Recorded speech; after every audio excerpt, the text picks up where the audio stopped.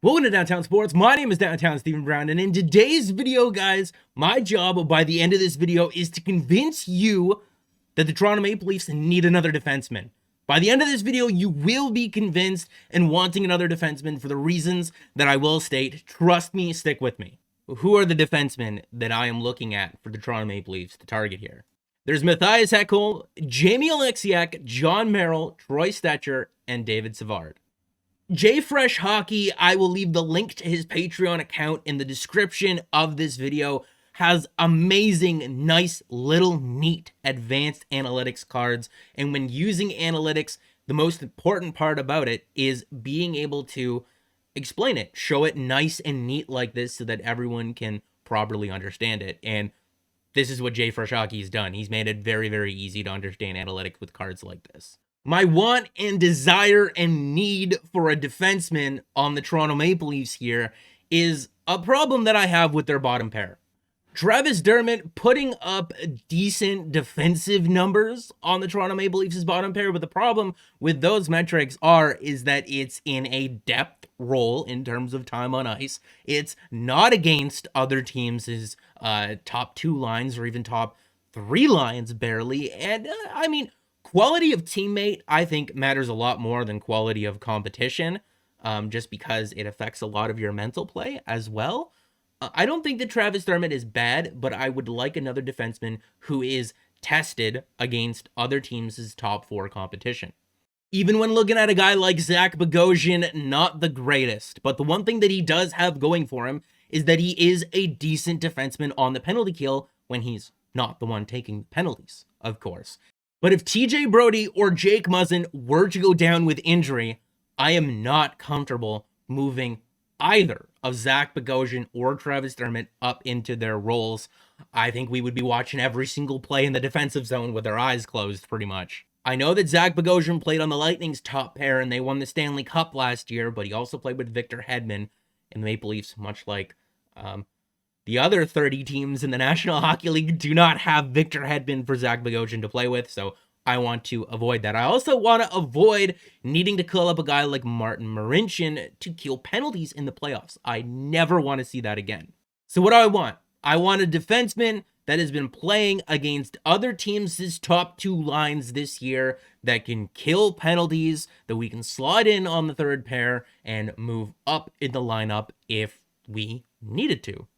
Also, a lot of people really complain about Morgan Rielly's defensive play, and to that I would say, stop playing him in key defensive moments. And maybe that says a lot about Morgan Rielly, that we don't trust him to be out there in the third period with 5 or 10 minutes left in the game in a 1-goal lead. If you would rather a defenseman who's more defensive-minded out there, you would want to acquire another guy to play in that position, right? Maple Leafs are up 2-1, third period in a playoff game. You want to lock that down. So if you acquired another guy who can lock things down, you can bump Morgan Rielly down in the lineup and go that defensive lockdown guy, TJ Brodie, Jake Muzzin, Justin Holl. Now you got two shutdown pairings to shut that game down with 5 or 10 minutes left to go.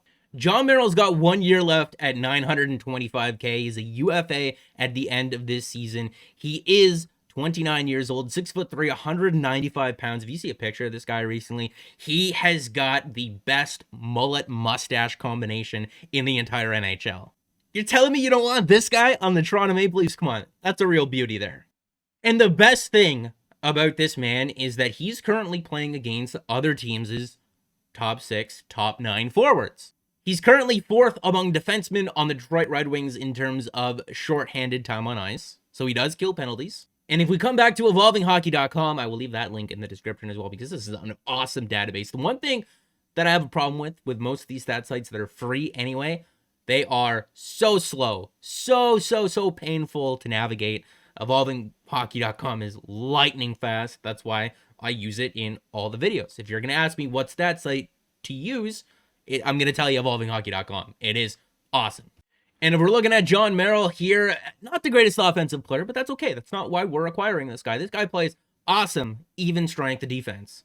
Now, obviously, if the Maple Leafs are acquiring a defenseman, one of them would have to come out of the lineup. And I'm not necessarily saying to trade Travis Dermott. I know I said it in the last video, but that's a little bit harsh. I would still like, he's more depth. He's more depth. And in a year like this year, depth is really important. And when you're looking beyond this season, does he have a spot on this team? With guys like Rasmus Sandin, Timothy Liljegren, other prospects coming in, maybe possible European signings, other guys in free agency. Every single season, he has regressed. I think we've seen enough of him to feel confident bringing in another option. Not saying to trade him, not saying to get rid of him. You never know. You might need this player. But at the same time, I think we've seen enough to draw some conclusions. It's not going to work out. He's not going to be a top 4 defenseman here in Toronto. And if we're looking at John Merrill's heat map here on hockeyviz.com, another awesome tool to use when evaluating players.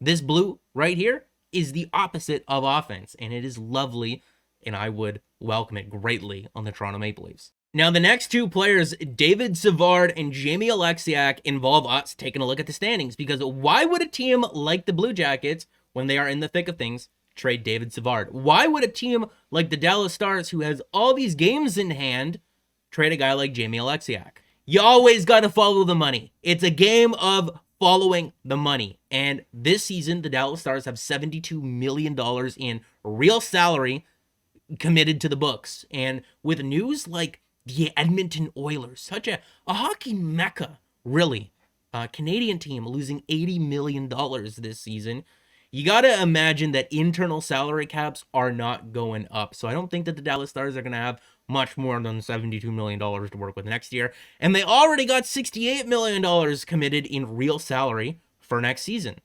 And oh boy, would you look at that, they got to sign Miro Heiskanen. Miro Heiskanen and about 6 or 7 other players to round out their roster.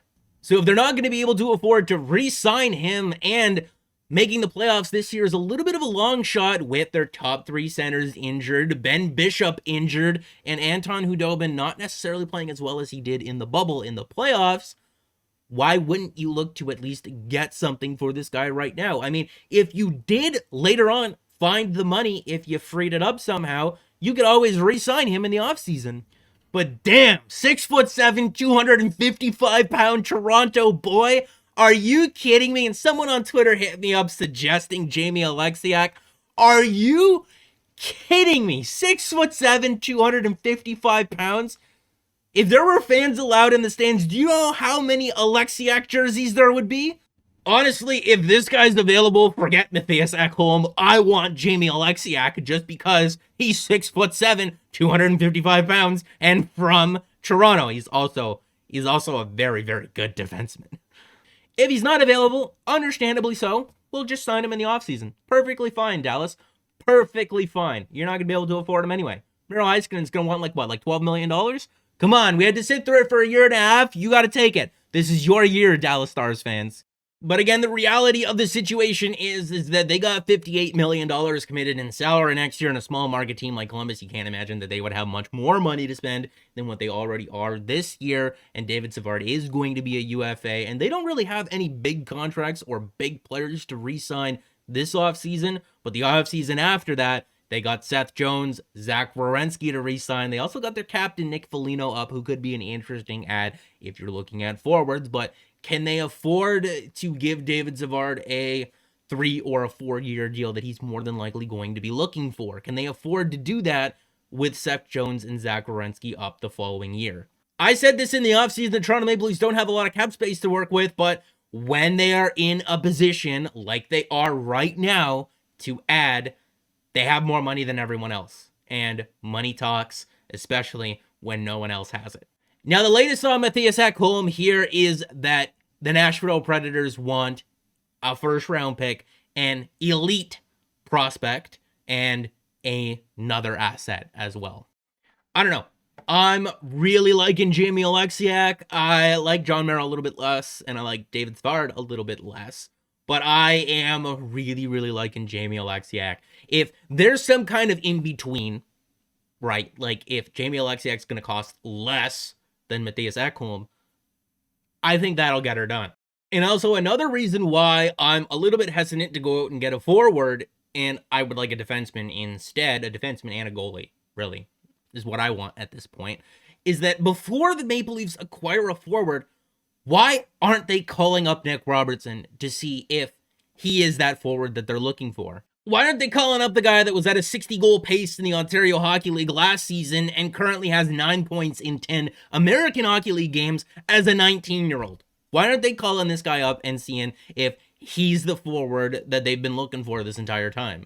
If Nick Robertson can be the forward that the Maple Leafs have been looking for the entire time now, he only makes $821,000. That would leave you enough cap space to go out there and get another goalie to help Jack Campbell, to insulate Jack Campbell, because remember, like I said, he's coming back from an injury too, but he's ready to go. Freddie isn't. If it takes him another month, a month and a half to get healthy, that's perfectly fine, but you're more than likely going to need someone other than Michael Hutchison to back up Jack Campbell in the meantime so that you're not burning him out as well. But like I said, with Robertson making $821,000, you'd have enough cap space to go out there and get another goalie if you needed to. Get yourself another defenseman so that you can lock stuff down when you're leading in the third period and you don't have to trust a guy like Morgan Riley out there. And you could maybe look at some more center depth, because Austin Matthews playing with that wrist injury, he's not shooting the puck in situations that we would expect him to shoot the puck. So obviously it's an injury that is bothering him to some degree. And if he were to go down with an injury, what's your center depth? Tavares, Kerfoot, Engvall, not good enough. You need someone else there just in case. Alex Galchenyuk, by the way, not an option at center. Ask Montreal Canadiens fans.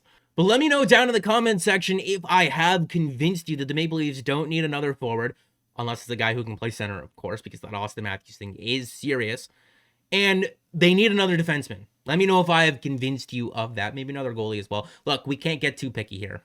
So make sure to like the video if you did like it, and subscribe for more, because more is always on the way. And guys, clock's ticking. Literally, a trade could happen at any time between now and April 12th. And I am getting antsy. I am getting antsy. I want it to happen now. I want it to happen now. Kyle, please.